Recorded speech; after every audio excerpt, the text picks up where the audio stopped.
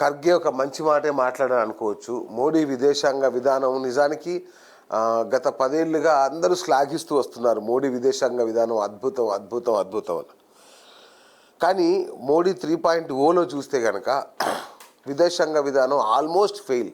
ఏ చోట కూడా మనకి సరైన ఆదరణ కానీ, సరైన మనకు మిత్రులు కానీ ఎవరు కనబడట్లేదు. ఈవెన్ అమెరికా కూడా ట్రంప్ నా క్లోజ్ ఫ్రెండ్ అని చెప్పుకున్న రోజు నుంచి కూడా ప్రతి చోట మోడీకి పరాభవం ఎదురవుతూనే ఉంది మోడీ విషయంలో.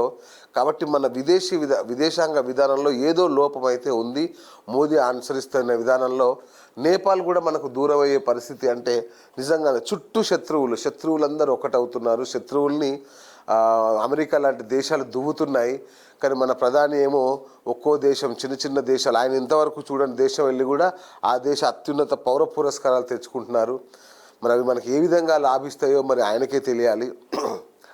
మన చుట్టూ ఉన్న వాళ్ళందరితో శత్రుత్వం పెట్టుకొని బయట ఎవరితో ఉన్న మిత్రుత్వం వల్ల ఏంటి ఉపయోగం అనేది కూడా మనం సింపుల్ టర్మ్స్లో, అది ఖర్గే అన్నారని కాదు, సింపుల్గా మనం ఆలోచించినా కూడా మనకు అర్థమయ్యే ఒక సిచ్యువేషన్ అది.